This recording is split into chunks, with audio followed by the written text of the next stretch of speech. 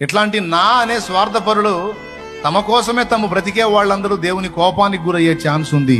అందుకే అందరికీ చెప్తున్నా, నా అని నా కోసం, మన అని మనకు చెందిన వాళ్ళ కోసం కాదు, సమాజం కోసం కూడా బ్రతికిందే బ్రతుకు. సమాజంలో కొందరికైనా సేవ చేసిందే జీవితం. వాడు చచ్చి పాతాళంలో పోయి కూడా అయ్యా 10 మందికి చెప్పేటట్టు చూడయ్యా, 10 మందిని ఇక్కడికి రాకుండా చూడే అన్నాడేమో చూడు. ఆహా మా బెదర్స్ సరే, మిగిలిన వాళ్ళ సంగతి ఏందిరా, వాళ్ళ సంగతి ఏమో నాది.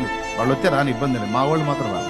మృతులకు స్పర్శ ఉంటుంది, మృతులకు స్పృహ ఉంటుంది, మృతులకు ఈ బంధాలను కూర్చున్న గ్రహింపు ఉంటుంది. పరదైసు కోలాహలంతో ఉంటుంది. పరదైసు పరిశుద్ధుల విశ్రమ స్థానం, ఆనందమయమైన ప్రదేశం. పరదైసుకి ఎవరు వెళ్తారు? ప్రస్తుతం దేవుని యందు విశ్వాసం ఉంచి విధేయత చూపి రక్షణానుభవంలోనికి వచ్చినటువంటి వ్యక్తులు పరదైసు.